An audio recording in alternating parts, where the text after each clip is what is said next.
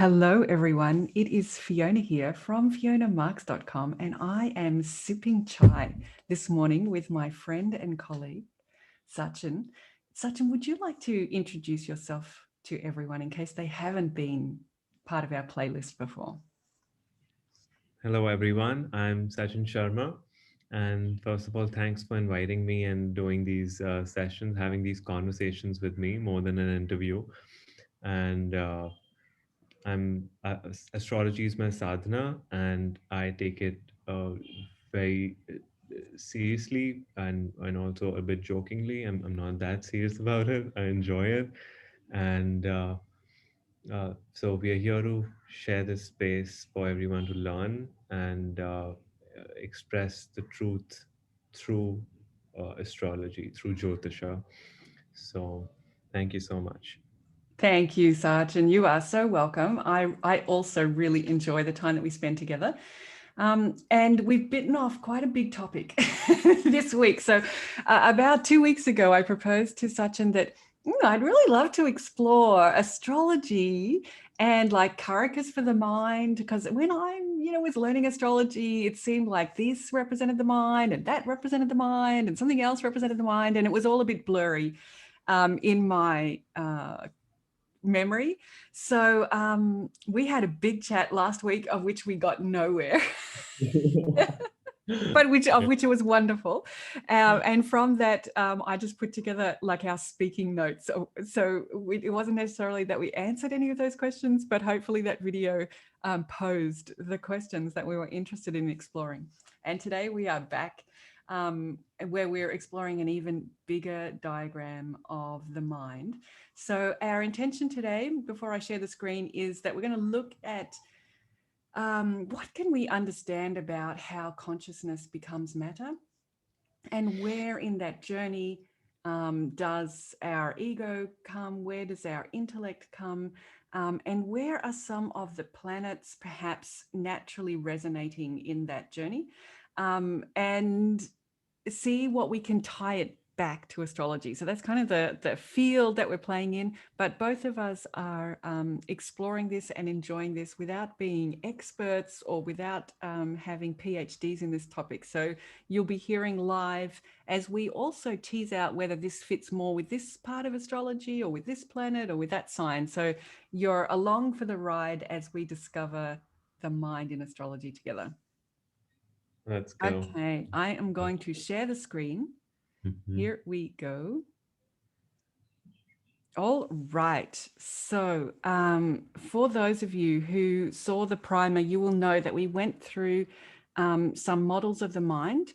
So, we had a look at Samkhya, which is, you might be able to recognize some of the main I don't know, headings or milestones that are also in Samkhya are also in this diagram and are also kind of in a descending vertical sort of relationship. But you'll also notice that right in the middle, we've got the four models, the four functions of the mind from the other model that we put in the primer. So this is a diagram that is even bigger and bringing together even more what's going on in our journey in from pure awareness into the material world. Let's begin at the top, Sachin. And as we do that, I will just also say that on the right side, I've put a table there trying to give some words to help with definitions. So we're going to leave both up at the same time and we'll just hop around. So if we begin at the top with Sat, what are some of the words that we can use to describe what Sat is? So here's as Fiona just mentioned, like we have been working with many mental models, Yes. and so this is more of a model of consciousness. And usually we see in the West, we have the model, or even in the East, we have Chaitanya and Achetan, and like super conscious models, super conscious states, and supra conscious and cosmic conscious and consciousness and stuff. So we have all these different models. And levels of consciousness. But this particular one is more like a map back to uh, Sat, from bottom to up. So we are somewhere in the bottom in the physical body, and we still have a causal and astral body, and we're working this complexity out. So if we look at the Sat part of it, if we start from the top, that's truth. Yep. So absolute truth. And this is where Darshana Shastras, Eastern philosophies, w- like vastly differ from Western philosophies, classical philosophies, especially because here we have in the West we have a professor who can teach these things. In the East we have professors, but we usually have an enlightened master teaching philosophy. So the philosopher in the East is the philosopher who has found the philosopher's stone, sort of something like that. And in Yep. the West is someone who is still working it out and has more doubts, has more questions, and dies. Usually, I've seen most Western philosophers die with a huge amount of doubt. And I mean, they raise very pertinent questions and they answer in a lot of complex ways, which usually lead one to explore these things further and find their own journey back to Sat. Uh, but in the East, we have more. It's more practicable. It's not just and this particular model is from Sankhya philosophy. So that's the most important part. That it's Sankhya philosophy.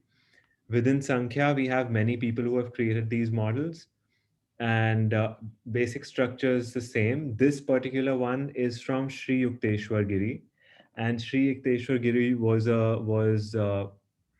the guru of Paramahansa Yogananda, and he is from the lineage of Lahiri Mahasaya and Mahavatar Babaji. So it's a very strong, powerful lineage. So here, first of all, it's coming from someone who's said to have experienced Sat. So that changes a lot of things when we're interpreting it, especially when we use more of a Eastern mindset than a Western mindset of like you have to be critical of everything. You don't know where it's coming from. In the East, we trust. We have sort of we arrive with faith to our teachers, and then if we get disappointed, it's fine. We learn from it, but our first response to our gurus is not criticism. Our first response is love and faith, and then if it's a scam guru, we can get hurt and then have a huge crisis and have like this revelation with ourselves, which is still beneficial, but we don't follow that Western model, especially I don't, and I that's how it is in India, especially. So we are entering the space of this particular chart from faith. Like yes, Sri Yukteswar did realize Sat. Can I just jump in there, Sachin? And what you're describing is so interesting because it's a little bit absorbing information through the energy of Jupiter is what you're describing as that kind of faith, um, open to the expansiveness of enlightenment, and perhaps that more critical thinking that maybe Westerners are trained to approach things from is perhaps, do you think, more a Mercury? You know, Yeah, if we were to, to use a broad brush and talk about, you know, archetypal differences in that approach, it sounds to me like a Jupiter Mercury split. conflict. Yeah. It's a Jupiter Mercury split, or it can also be a rationality, more solar and individualistic, and Moon is sort of more receptive and softer. So, so it can be seen in many ways. Venus is also it. Indians are said to be of a Venusian race, as Ernst Willem teaches, and Venus is the Antevasin, and that's the student who lives at the teacher's house to Yeah. study, Yeah. right? It can be seen in many models. So one can be Mercury being this critical analyst, and Jupiter being this more faith-based approach. And then it can be seen in Venus, Mars terms, Mars being Nyaya, Nyayika, logic, and Venus being more like devotional teacher, bhakti teacher, a student. It can also be seen from a sun moon perspective. So there is a polarity to it to some extent.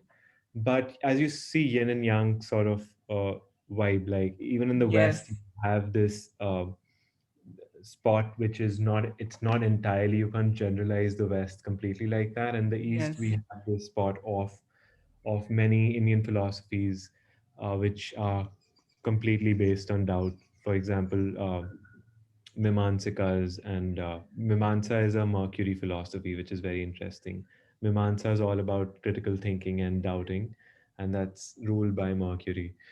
As yeah, Okay. so Good. we come back to the chart, and we see And Sat. actually, sorry, Sachin, I'm going to say one more thing just to highlight what you're saying, which is let us really honor. I think this is part of what you're helping us by starting in the way that you are. Let us really honor the lineage from which this has come from and the Mhm. intention with which this diagram was created, and just feel that gratitude that we're lucky enough to have been given knowledge of this, or given it's been brought into our awareness. So thank you for taking the time to honor the powerful mind, or the powerful intelligence, the powerful awareness that has created this and brought it to us. Because yes, like a Westerner, I've jumped right into, okay, let's go to point A and analyze that. So thank you for helping us, put this in its proper context. Context. Yeah, no, that's beautiful that we are honoring it and initiating ourselves into the space of like approaching it with more devotion and stuff. Yeah, and So reverence. Yeah. that's Okay. beautiful remembrance. It's a bow down to the lineage. We go to Sat and we see Sat as consciousness, everlasting, complete, indivisible, the only substance in the universe, eternal substance. So we can just call Sat as that which remains. Um, you can also, so the word for Atma is also self, which is that which remains, but this is that which remains even beyond that. So it's sort of like that which can be named is not the eternal name. So we are using Sat, and it's a mercurial obstacle. It's a blessing that we can use a word and communicate and share the reality, but it's an obstacle that we have to use a word, and we have to always know that it's unnameable. Exactly. That's what we really grapple with in these kind of topics, isn't it? As soon as you define it, you've actually you've you've limited it, which is the exact opposite of what it is. It's just not limited in any way. And so putting a word on it is the antithesis of what it is.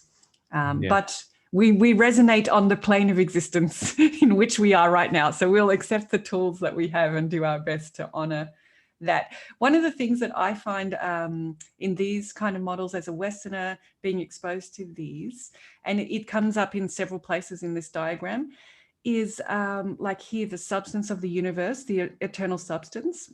I think as Westerners, we are so materially focused and trained that we just pre-conceptualize that things are made out of matter. Like that's just goes without saying. It's kind of our education.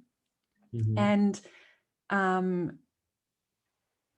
I love how this kind of model like puts right in your face from the beginning and all through the model, what is that matter existing in, like it, and so like it's in the Western school of thought, it's like the stuff, we study the stuff that's heavy and Actually, dark the and thing. black, but what is that stuff existing in? And we're like, oh, I haven't I don't know, because we don't ask that question. And then as you look at those atoms, even as Westerners look at those atoms, there's more space in the atom than there is matter in the atom, like it's so Yeah. we even know that, but we still, I think, come at things from a material perspective. So one of the great, for me, when I was putting this together yesterday, one of the great reminders was substance, the only substance in the universe, the eternal substance. Oh substance. yeah, like consciousness or whatever this is, we're floating in this eternal substance. Yeah, so that blows my mind. Yeah, it is. It is very mind blowing and profound. So that sense of eternity and that it's non-dual and stuff. So that's the main thing with Sat. It's non-dual, and Mm-hmm. non-dual means self-contradiction for our current level of consciousness. It's gonna Yeah. contradict you. It's neither eternal nor not eternal. Yes. And then you're like, okay, let's go to the dualistic part of it, which is the next one, which is Chit and Anand. And now we can be a little more dualistic about things. And as we descend down to the physical body, we can just talk in like complete duality and use as many words as we want and have Yeah. total freedom. Yeah. So we go to Chit and Anand, and it's not clear to me if Chit and Anand come from Sat, but sorry, it is clear because now that we see from it's everything is arising from Sat. Yep. Usually it's said Sat Chit Anand, and that's the Sat part of it. Chit, as Sri Yukteswar Giriji says, it's Kuthastha Chaitanya. So Kuthastha meaning I'm just gonna, I don't know so whether you Kuthastha guys can see Chaitanya my is. mouse. We're just talking about this line underneath Chit here. Mhm. Yeah. Sorry, keep going, Sachin. Yeah, so that's the as you've written, uh, life, spiritual light, universal love, right? So for Chit we have uh, a sense of consciousness. Sat is just beyond. It's even Yes. beyond consciousness, right? So Yeah. it's conscious and unconsciousness and everything. Chit is conscious. It's not the unconscious part of it, sort of like that. And here we have Chit, which is conscious, and Ananda is bliss. Yep. So this eternal, you can say, uh, the blissfulness of the universe. So that triad can be taken in Yep. consideration as a separate thing. From Chit, it is said Kuthastha Chaitanya comes, and from Ananda Maya comes. Yep. That's where you start into this idea of Prakriti and like nature, materiality, a little bit of material stuff, and conscious stuff. So that's there's something that happened there after Satchit Ananda that Maya arose in and of itself.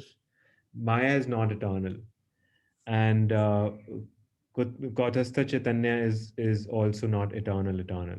Like it's Mm-hmm. universal love, and Maya is that you can say materiality or ignorance. So that's when it starts that separation from Sat, separation from bliss. So it's like a little less blissful if you were to take it uh, like a spectrum for blissfulness, consciousness spectrum. Now you're getting a little less blissful, and a little more into lesser light. It's not darkness, but it's like less light. Yep. So after Maya and Kutastha Chaitanya, now we can open up Maya first. So Okay. Maya is so interestingly, Sri Yukteswar Giri has given four ideas, and Mm-hmm. it is Om, Kal, Desha, and Anu. Right. So Om is that sound current now. It can be heard. Before Om, there's Anhad Shabd, which is the unstruck sound, like how uh, Mm-hmm. in Zen teachings, they say, tell me the sound of how can you. So there's a Zen koan which says, how can you clap with one hand? Yep. So the student goes, he slaps himself once, and the master says, wrong answer, and he rings a bell. The next time he slaps the master, and it's the wrong answer, he rings the bell. Then he slaps a wall, wrong answer. Then he does this, wrong answer. And once he's exhausted after years of meditation, the master gives him the soundless sound experience in his body, and then something happens, and whatever, that's beyond our level of consciousness.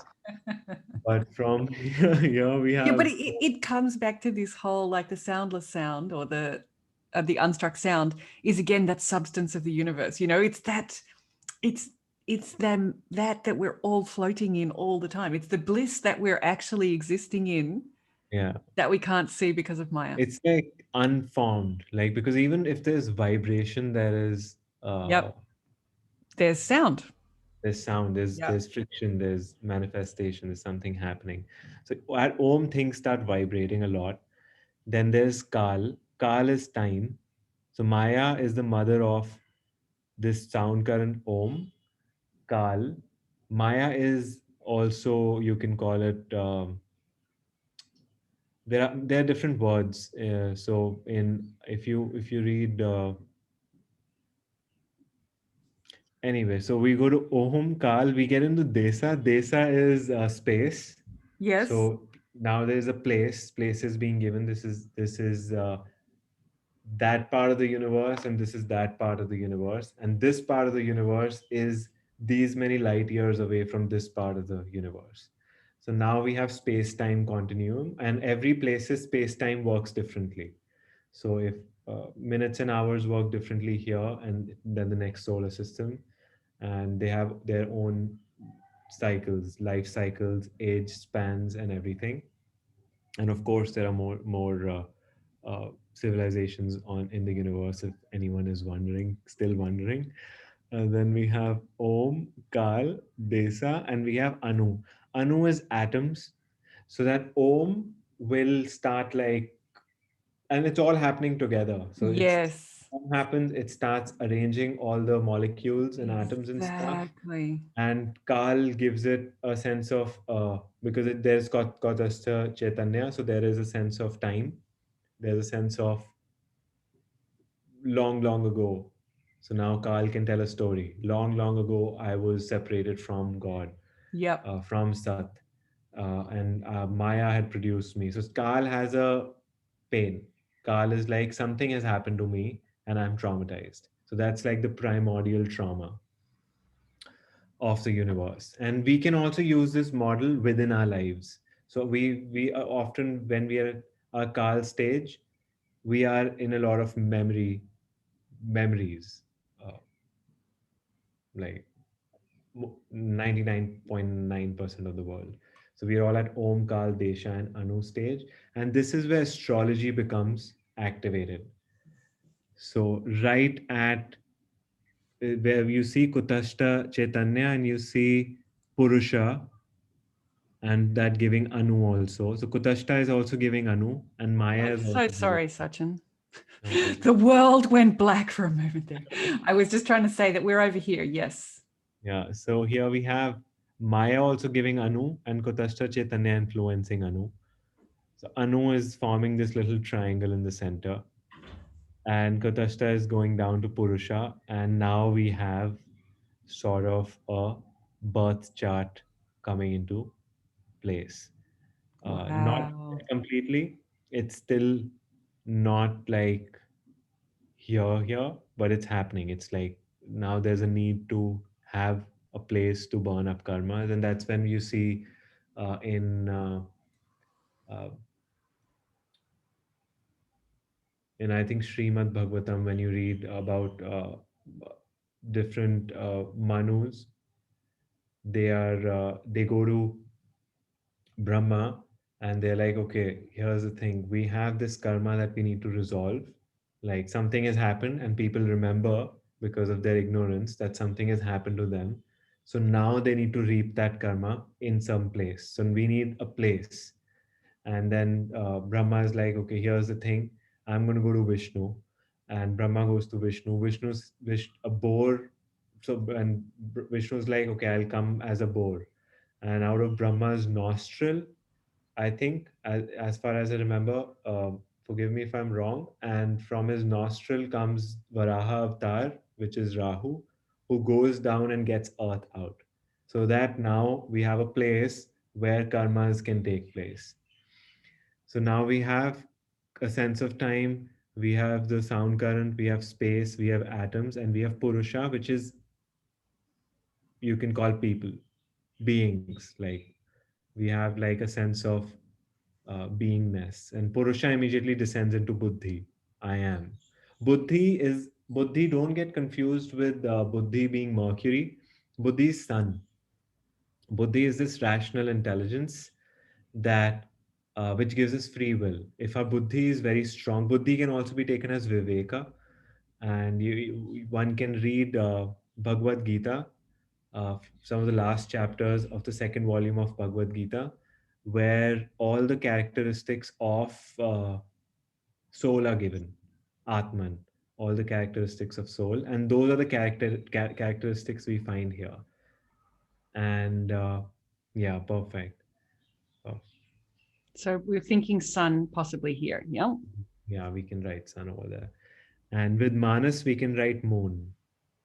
Okay. And just to mention for the viewers, the Bhagavad Gita that I would recommend is by Paramahansa Yogananda, who was a disciple of Sri Yukteswar Giriji. So we have a perfect teacher disciple, like teacher writing Samkhya and disciple writing Bhagavad Gita.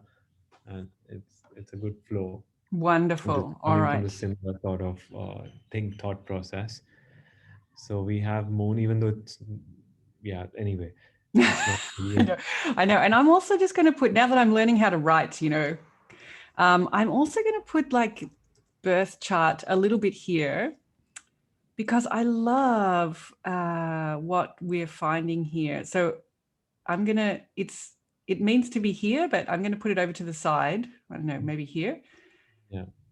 That for a birth chart, we need space and time, we need atoms, and we need a being. So it's Perfect. kind of like in that realm, the primordial ingredients of the birth chart are somehow there. So just Perfect. Yeah. put that. Yep. Yeah. Okay. Amazing. So that's like the birth chart. And then we have Moon Manas, we have the Sun Buddhi, and we have Chitta Ego. He's written Chitta and Ego. So now that's the thing. What he's done is he's made like an upper semi Yes. sort of thing and lower. So he says above Buddhi Manas, that domain, Buddhi Manas are connected here.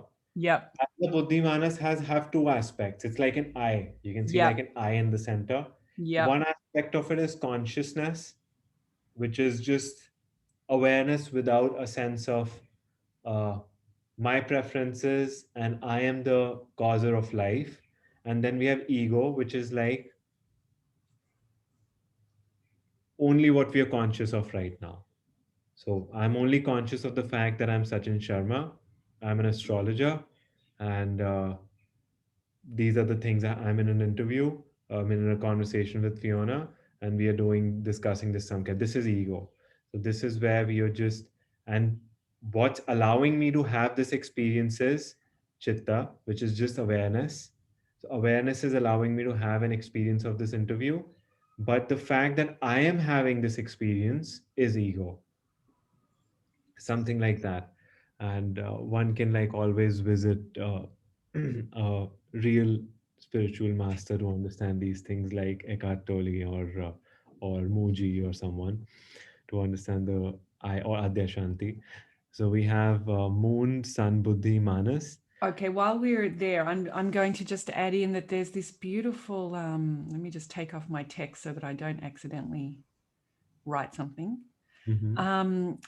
There's this beautiful attraction up towards Sat Yeah.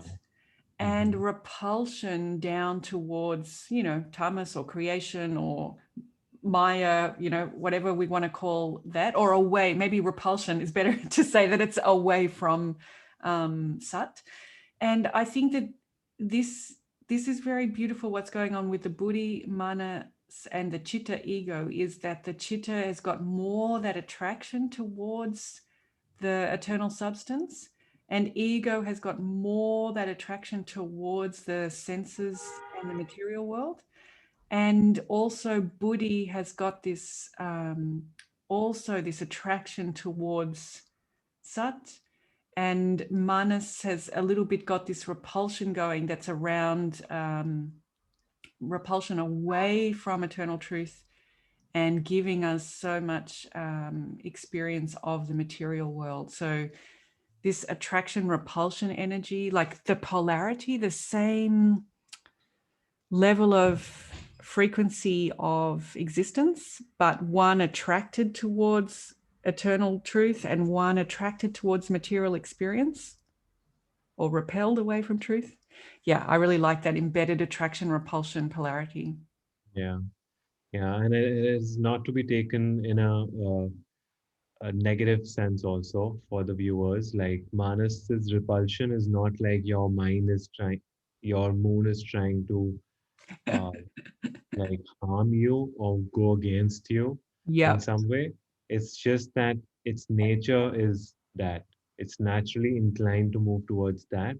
And you have sun. It's not like you only have a moon. So people get disheartened by, oh, my moon is repulsing me, but your sun is also attracting you, and you must use both. But adding to that, uh, there's something that happened, right, with Chit Anand, and then Maya was formed, and that's where we got hurt. That's where our hurt starts as beings. That's where the primordial trauma starts. So here's the thing: like Sri Yukteswar Giri ji gives an explanation of this. He says God had intended to send its souls or children or parts of itself as like God, Sat being ocean, and droplets of itself into creation uh, by so that they just enjoy, they create a meaningful life and experience Sat in different forms and return, right? And Maya can be seen like a rogue agent. Like Maya is like this thing that was created by Sat and sort of like Maya mixed with Kutastha Chaitanya. They, uh, you can call it like that part of nature which was like, if I need to have this domain, if I need to have such a kingdom, I need to behave a certain way. And that's why Maya had to be forgetful of Sat. Otherwise, it'll return to Sat, and Sat will not be able to have a creation. I think this is so important what you're saying. And when I was doing the research for this yesterday and I put the definition for Maya, we've got the usual words that we associate with Maya, the darkness and And the the loop, ignorance, but yeah, also beautifully, we've got the reflector beautifully of spiritual light, that spiritual light. there's no game to play unless the light is reflecting onto something. Otherwise, like if you've got the torch and you shine it out and the torch hits nothing, there's just light beams going away from you. So you won't see anything. But that light beam, if it can hit something and the light bounces back, you see, and you're interacting Beautiful, yeah, with. So I thought that was a very beautiful explanation of Maya. yeah, And very I beautiful. also wonder, maybe being a bit controversial here, Sachin, so you correct me if I'm going too far here, but there's something about Ananda that is, we've got Shakti, joy, joy which produces the world. And usually when you put the word bliss there, right? Okay, so it's got this vibe about it. But there's a little pleasure thing in there. Like, and I may be dirtying the word Ananda with this, but there's kind of an enjoyment, the joy which Yeah, produces the world. And the joy which produces the world kind of implies all the other things that we don't enjoy. Like there's something about Anand that allows that Maya thing, because there's mm, some kind of, I don't know, pleasure thing there. But I might be tainting Anand with my word joy there. that's good. That's very good. It's a very it's a good question. You can say it's like a good investigation for Ananda because that's true because yeah, something happened there, and after Ananda came Maya. Ananda can be so, I wouldn't say enjoy, I would say joy.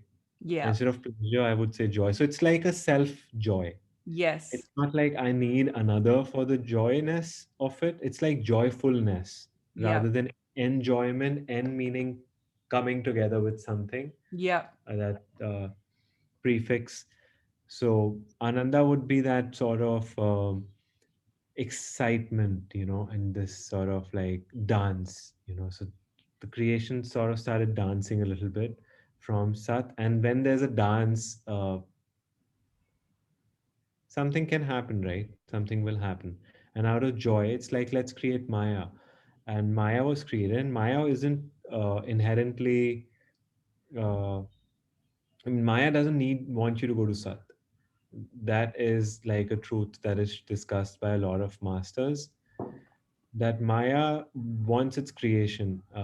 Maya doesn't want everything to return back to Sat. And that's the spiritual struggle we find. Sat says if you drop off all concepts and stuff and you trust this process and devote yourself to my sons of gods that I send, I can bring you back to myself, bring you back to yourself, as some masters like to call it. And then there's no distance. Distance is when you have to go back to Sat. So even if you're in your physical body, the only thing is the self has to go back to itself. And there's no distance. There is just removal of distance, and that distance is all the rest of the complication. Yeah. Belief, That's right. believing that there is space, time, Om, believing in Kal and Om. Kal and Om are there, it's fine, but believing in them as an obstacle. So here and now, sort of spirituality, like Papaji, Muji's guru. He's like here and now. Your enlightenment is here and now. So stuff like that. Many masters have that process, but then we have our own karmas to reap, and our own way back to, and our own space in evolutionary cycle. And there's no like forcing the process. It's just the process is sort of happening by itself right now. But yeah, anyway, so here we see another analogy that I wanted to remember was, it's like Sat being that primordial, you can call it a father. It's a bit patriarchal and stuff, controversial stuff. But if it's taken as the father, you can see a father sends his child to college to study, know, learn, and come back. But now what happens is the child goes to college, and the child has an essence of father, because the father with the mother produced the child. And that could be Chit and Ananda sort of thing, where Sat Chit Ananda in this complication, they produced a child, and the child went into God's creation. Ananda gave Maya and a place for the creation, and here we have Kutushta Chaitanya, which is the sun. So Sat sent Chit down into creation, into to college, and we know college is you're away from home, and there's no comforts and love and bliss of home, and you have to like make an effort and stuff. Now the son has free will. Father's like, I love you, and I would love for you to return, but you have your own mind. You have your own will, free will, not mind. You have your own will. And the son leaves, or the daughter leaves, and goes to college and studies, and sort of gets a job after that, meets someone in college, some other purusha, some other son of God or a daughter. And we don't really have gender, but we have to talk in genders. In that stage, I don't think we have a gender. Gender would come much later, and then there's a whole idea of gender as a social construct, which is another very controversial issue. So we have sons of gods, sons of God and stuff, and the sons of God met someone.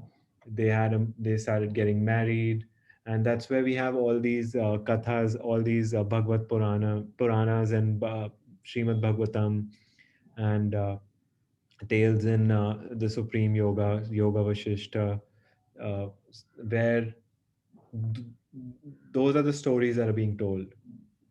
Like the person was supposed to meditate, and he's like, yeah, I'll just get a little bit of pleasure for today, and I'll do it tomorrow. And then the story goes, it's been after 7 lives, the thing, the being got the opportunity to be born back into that sage's thing and then get initiated again and had to go through this ordeal. So here we see like, so originally it was intended for us to return, but because it's our free will, we can do whatever we want to some extent. But when we keep descending down, down, down, the forgetfulness increases, Mm. sense of free will reduces because the burdens of the karmas, and you sort of like have very less amount of free will. Some people say you have 25% free will and 75% is fated, especially in in many traditions that I know of, very intense spiritual traditions. And even I think Paramahansa Yogananda says that in Autobiography of a Yogi. So they give like a 75-25, which makes sense when you apply Pareto's principle, 80-20 rule, which is universal, which makes sense. And even with the help of elements, it makes sense because if you take care of one element, all the rest of the elements get taken care of. So there are five elements, 20. If you take care of one element, if you can be disciplined and master one element, the rest of the four uh, get taken care of. And Ernst Willem teaches that very profoundly in his course, The Five Elements. So we have Om, Kal, Desa, Anu, Purusha, and the forgetfulness starts. And then we have Buddhi, Sun, and Manas, Moon. Uh, we have the Chitta part of it and ego part of it, the non-ego part of ourselves, which we are not aware of. So we can call it the higher self and the lower self, or as Jung called it, capital S self and the non-capital S self. Uh, Is it you're mapping that to Chitta and Ego? the Chitta and ego. Yeah. When Sun and Moon start interacting, and something happens here. So when Sun's orbit around Earth intersects Moon's orbit around Earth, Yep. when they intersect, Rahu and Ketu are formed. Yep. So that's where we have the evolutionary cycle of the soul that is happening. So at this stage between Buddhi and Manas, somewhere down here we can write uh, Rahu Ketu coming. Yes. Yes. I don't know where we can put that nicely in this diagram. I think right above the middle Pancha Tattva and below ego, Somewhere here. somewhere there. So we can have Rahu and Ketu there.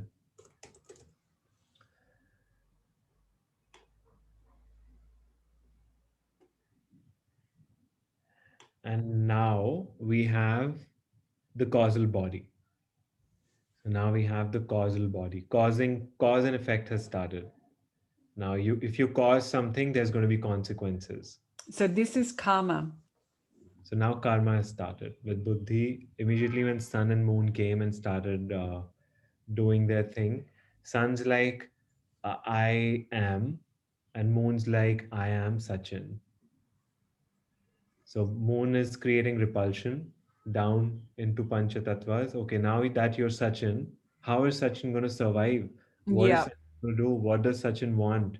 And this is the conditioned self, all the conditioning, cultural conditioning, and all that stuff. And Sun's like, I just am. I'm just life, light radiating itself, and it can't stop. It has always been, and it's just lightness. It's uh, by the virtue of it being sun, it's just conscious and just being like radiating. So then we have panchatatvas. Panchatattva, every panchatattva is equal to one planet. Okay. So now we have sun, moon, Rahu, Ketu, and then we have the panchatattvas because now moon is like, okay, I think I really like uh, to travel. So Yeah. now we have one Panch Tattva, which is Jupiter. So it's like, okay, let's travel, go on a pilgrimage, something like that.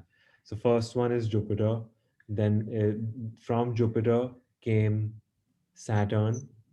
From Saturn came uh, in the elemental scheme of things. Mhm. From Saturn came Mars. From Mars comes Venus, and from Venus comes Mercury. Okay. So can we map those to these five panchatattwas, or is that being a bit too? Now we can map these. So where would you put Jupiter? On this side, on the sun side, or on the moon side? So I would put it now. We are not. I would say we are not really on a side, Mm-hmm. uh, but we need to connect it with Sattva. So with Sattva side, I will put Jupiter, So you put Jupiter over here. All right, let's see if we can do that.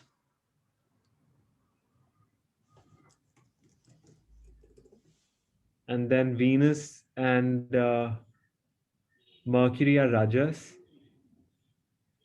So let's put Jupiter clearly over here. Yeah. Right. Mhm. And which sort of then would make sense on the being on the side of attraction to Sat.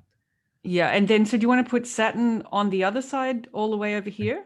Do you Yeah, think? all the way over there. Saturn, and next to Saturn, I would put Mars.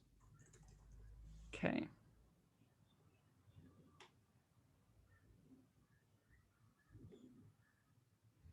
All right. Put Saturn there. And then Nice. let's have Mars here. Mhm.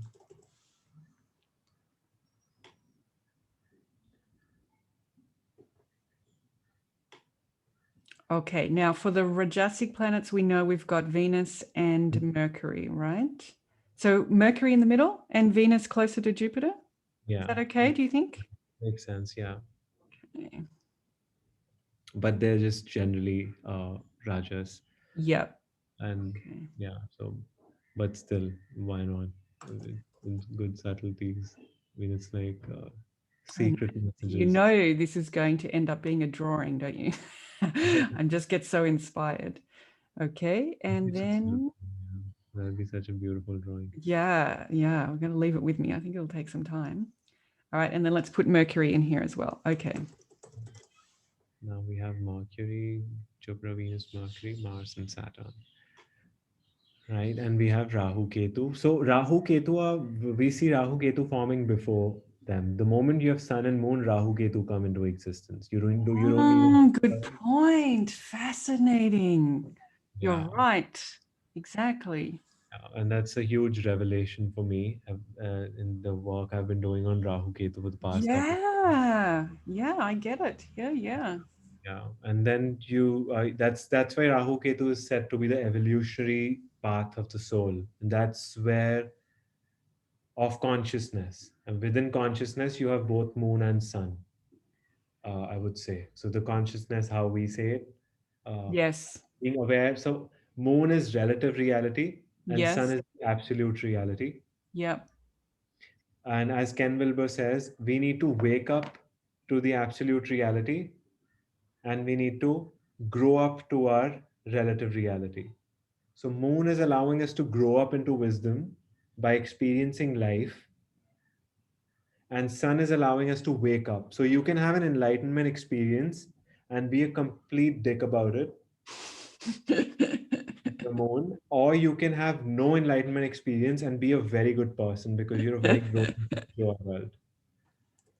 So most people, and I would urge everyone to like look into this little uh, articulation of Ken Wilber. I think it's profound. He was the founder of integral psychology, and uh, I mean, he's sort of criticized by many philosophers, but I think he did a very profound job and he's done a lot of work.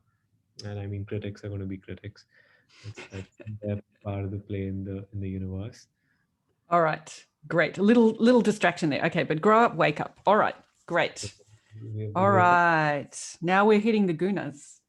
Now we are getting the gunas. Now we have Sattva, Rajas, and Tamas.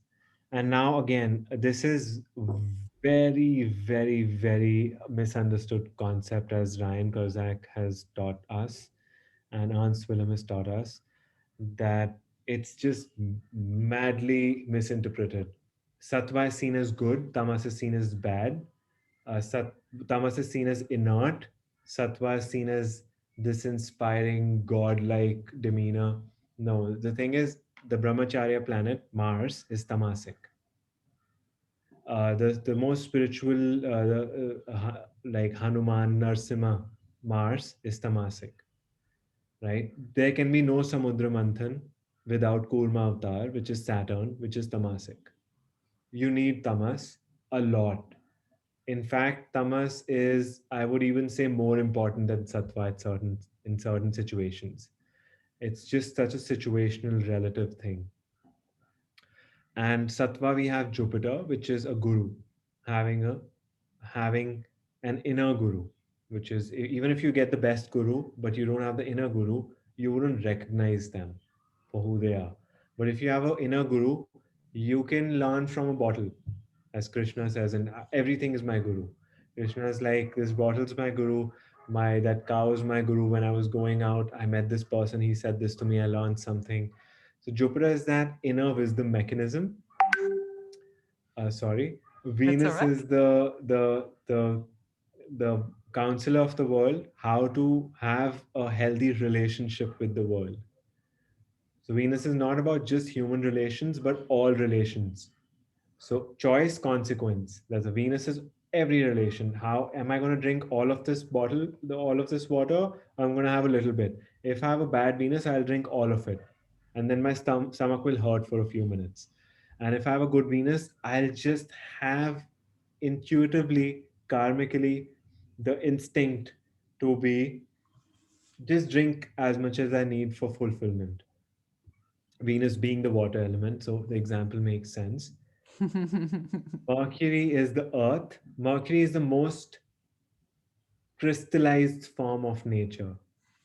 So it's Rajas. Rajas says, I am doing, I am the doer. So when you say that I want to book my flight tickets and Mercury needs to make a phone call, it cannot use Jupiter's philosophy and it cannot use Saturn's uh, limitations. It cannot be like, oh, I don't have a phone.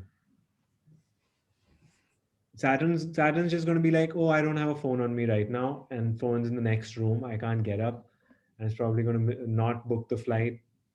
It's just going to do something very lazy and dumb, and you need that, but not while booking a flight. And Jupiter is going to be like, if you're supposed to be there, you're going to be there. And but Mercury has to be like, no, I if we don't have a phone on us, can I have your phone, please? So Mercury is going to use communication. Mercury is Venus's friend. It's going to use Venus's presence.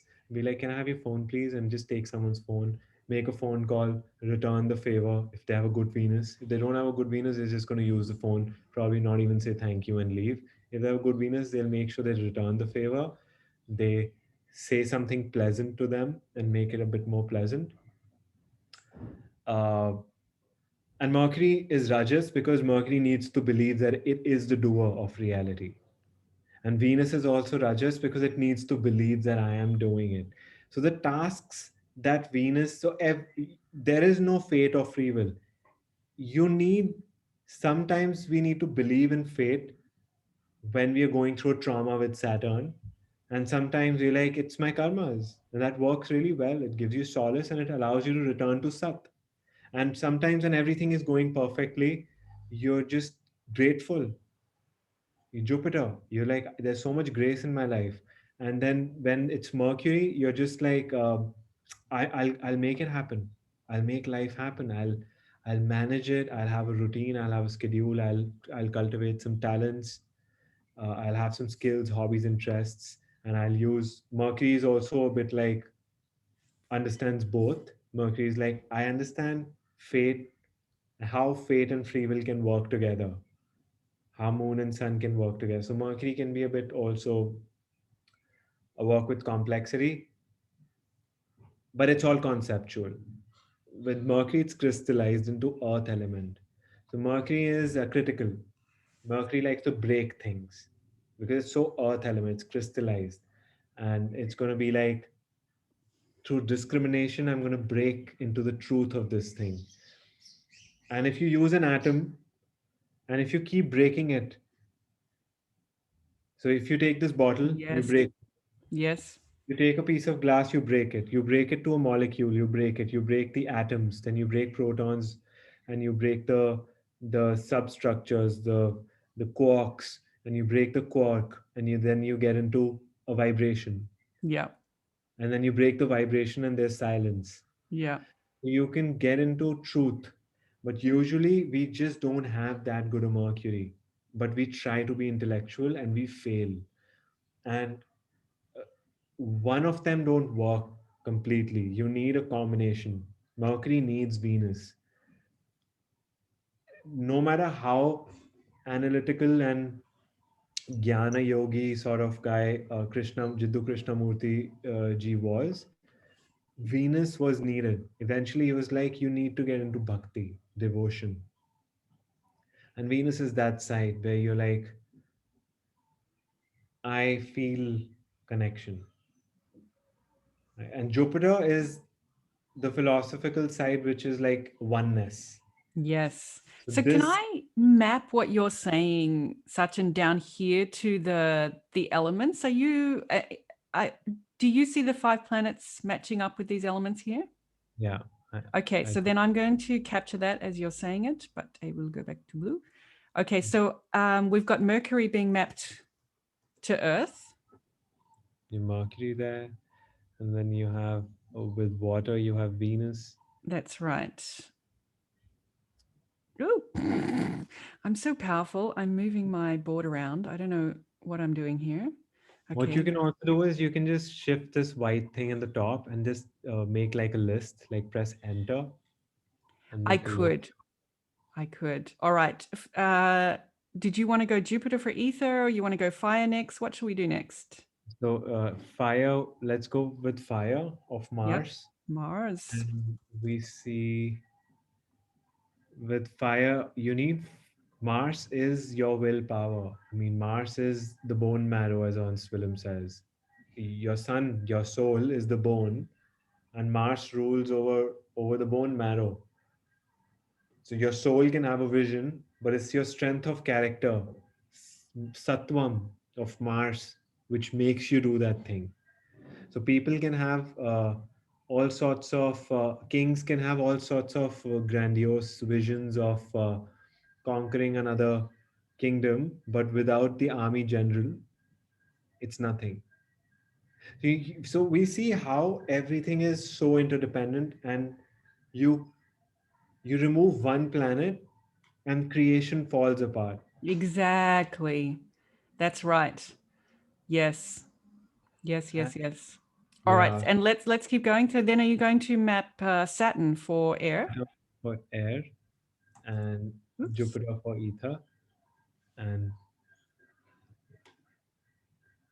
yeah, so we have these Pancham Tattvas, and these are the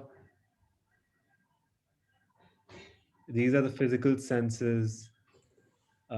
They each of them rule. Now we get into astral body, right? So we were still in the causal plane, That's right, we were. and that's why we see a lot of us are just earthbound. So people think that we are probably born on other planets. It's very rare. You can have beings getting birthed on Earth who were previously recently born on another planet or like another star system or something. It's very rare, and you can't really tell whose claim is true. But there are ways. I don't know, like if you know someone and if you feel you're one of them. I have no idea about these things. I cannot comment on that. But what I would say is, we are a lot of our karma is earthbound. Yep. Yep. So Keeps bringing us back here. yeah, it just keeps bringing us back to earth. It's like um, enrolled in one school, Yep. and That's right. we get the playground of earth so that our Yep. evolution can happen and there's no confusion. And because if you keep changing schools, Yep. it's not that healthy, and sometimes you get bullied too much in school or something like that happens, and Yep. then it's good, then you leave the school. Yep. And your course credits don't cross over from one school to another, and there's no equivalency. Yep. So stay in the same school. All right. Now, what I also love about the Samkhya model, what I love about this model, what I love about Vedic astrology is that because this is so integrated, the physical elements relate to the senses relate to the organs, relate to our organs of action. So therefore, from a health, from an Ayurvedic point of view, or from a medicine point of view, this is completely integrated. Exactly. I just love that. I love that. So we're not going to do it here because I don't think we can write that small here, but these Yeah. organs of sense, let's just go through. This is on the diagram here in the astral body. Yeah. We've got the nose, tongue, eyes, skin, ears. Mhm. These also map to planets, don't they? Yes, each one of them is mapped to the planet. But as you said, it's so mind-blowing. I just want to like say this. I have to say this. Like this is the only cosmological uh, a model for cosmogenesis, which is practicably implications, its applicability is so practical. Yep, You can literally heal your physical body, your mental body, your mind body, and reach understand your soul and understand your place in space time. And totally. And that's like, as a Westerner, why do I choose Vedic astrology to study? It's exactly for this, which I only saw this diagram with you a week ago, but for me it was Samkhya that I saw. Um, a system that can explain everything from God to the lettuce sandwich, yeah, and right, and have everything like that's beautiful. Love it. It's it's like a book title, From God to Lettuce Sandwich. coming out soon. Look out for it. Yeah, so I love that integrated element of Vedic thought. I that for me is just that's So that's powerful. I everything, think and I love how astrology so rich. fits with that. It's just, yeah, it's like that holographic thing that you pick up one piece of it and it informs you about the whole creation, and it's consistent all the way through. Yeah, like Okay. the fractals. Fractals, exactly. Yeah. Love that, love that, love that. Just so fractal. And I would recommend all viewers who are studying Jyotisha to look into Samkhya philosophy. It's like really the essence, and we need to have a sense of it. And in time, you'll just develop a relationship with the chart and the model, and you can have like insights over time. Yes. All right, let's stay just we do need to wrap up because probably Okay. everybody needs a toilet break and has fallen asleep. We've been talking for ages. But let's just on this astral body, um, that let's talk about the connections between these two. So if we picked ears and hearing, right? There's a natural connection between those two. And would we put that in as being Jupiter as the connector as well? Yeah. And would we put speech in the organ of action? Is that the Jupiter path there? Ears, speech, hearing? Or So, ears, speech, hearing could be it. let's see if we can just match them up. There are some like nose and smell obviously really go together. So, nose, smell, and manual skill goes together. Ah, okay. Nose, No, manual no, sorry. skill, and Nose, smell. smell, and wait. So excretion is Saturn, Definitely. generation is Venus, motion is Mars. The only confusion is between manual skill and speech. Okay. It's a recently developed confusion that I've had because of this recent thing that I learned. And I feel speech is Jupiter because Yep. it's called the Vak and all the Vak, Vachaspati, and one of the names of the giver of speech. And but Mercury is consciousness spoken. So the consciousness spoken part is more like a manual skill, Right. but speech happens within the mind. So Yep. Jupiter's speech sort of like you can articulate things in your mind, but the capacity to say it out is mercurial. Yep. So now I think I've clarified, but I think I'll have to email Ernst about it. And Yeah. So this maybe I would love to see these mapped through to each other. Um, but so you were saying Saturn is excretion. That makes a lot of sense. In terms of Saturn. the organ of sense that relates to Saturn, So is with that Saturn we have touch. touch? Saturn we have touch, air element. And we get a sense of touch because of air. Okay. And so then does the touch go with skin or does it go with nose, the air transmitting the particles to the nose? The touch goes with skin. Okay. Yeah. So Saturn gets excretion, skin, and touch. Yeah. Saturn gets excretion, skin, and touch. And sight goes with eyes. I'm good on the the object and the sense. That's clear for me. But sight and eyes And motion. and motion. So they go with Mars then. They've got Yeah. that Pitta connection. Yeah. So we look at something, we see it, and then we move towards it. Yeah. So they Okay. say, yeah, And then taste and tongue, are they with Venus?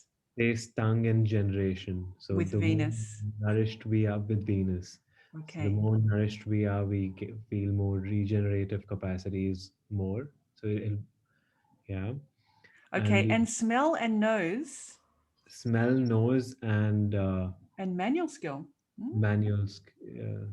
So I think there's a confusion there, and we could make a second part to this with Love that, Sachin.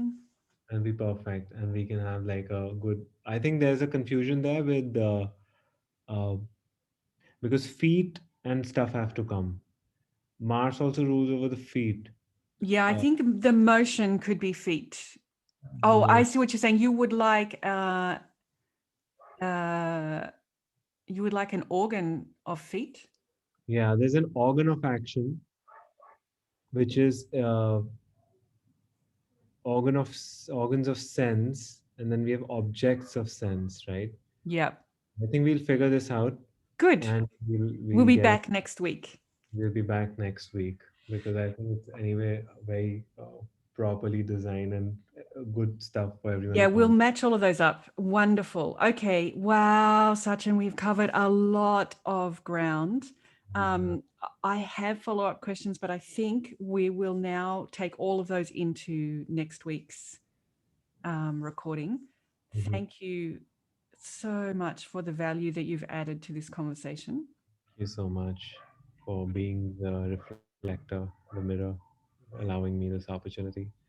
Yeah, I really, really enjoyed it. I hope that you listening to it as you've also received um, some joy, some enlightenment, some bliss, some curiosity, And and clarity that you're means a of little closer to putting together astrology, the mind, consciousness, the heart, the intellect, the senses, it's all there.